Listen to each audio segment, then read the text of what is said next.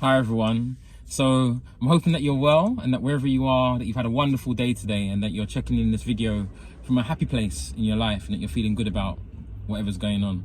So today I'm celebrating because I've had a great experience. So I set this goal for myself where I wanted to be able to produce videos that I could share and that will be able to inspire, encourage and uplift other people. And what's the great achievement for me is, yes, there's been some positive feedback. But I've now taken the plunge and actually launched a YouTube channel, which is something that I didn't think that I would do, to be fair. But some people have been encouraging me and I've done so I'm really thankful for that. But even more than that, I took Sunday off. So Sunday was the one day that I didn't post any video content at all or anything really on social media, because I'm using Sundays as a time that I spend with my family and I kind of just take a break from all these activities so as to just refresh, renew and come again. But what I'm really happy for is, yes, I spent the day with my girls, but also that I actually missed recording the videos.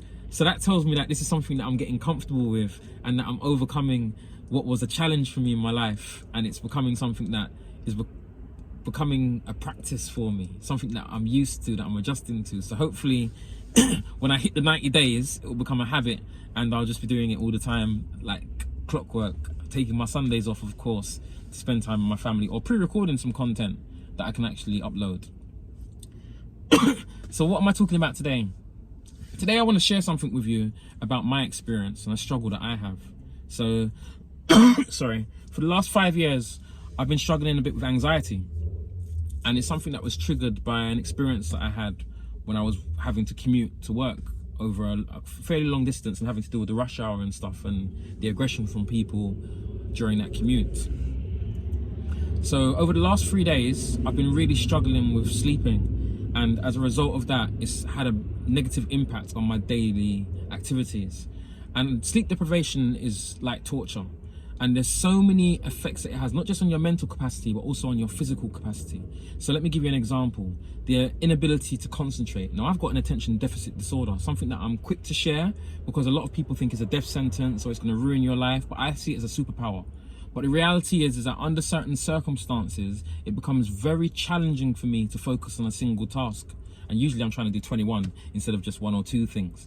And not being able to sleep adequately impairs my ability to focus and to do certain things. Lack of sleep also affects people's memory. It can cause you to be imbalanced. So, you know, you get disoriented a little bit. That can happen to people as well. Things such as the propensity to develop diabetes is higher.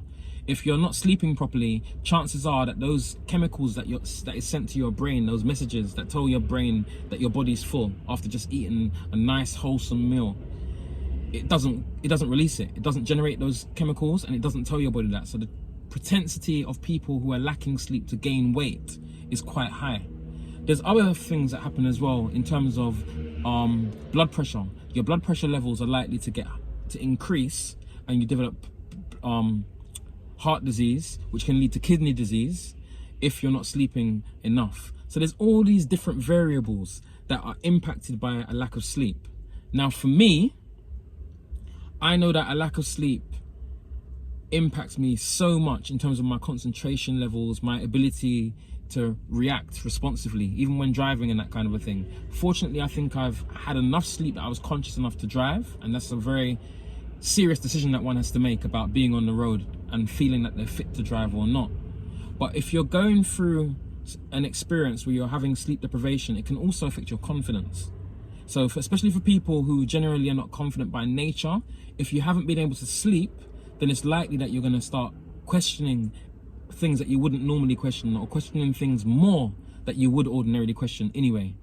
For me, sleep deprivation leads to headaches, migraines for me without a doubt. It hinders my ability to read clearly. So I've also got dyslexia and dyspraxia. So reading simple sentences, I tend to skip words, and when I'm writing, I miss words out of my sentences as well. So it's really had a hard impact on me and made it quite challenging for me at work. So much so that I had to have a dreaded Red Bull today, which is something that I try not to drink too often.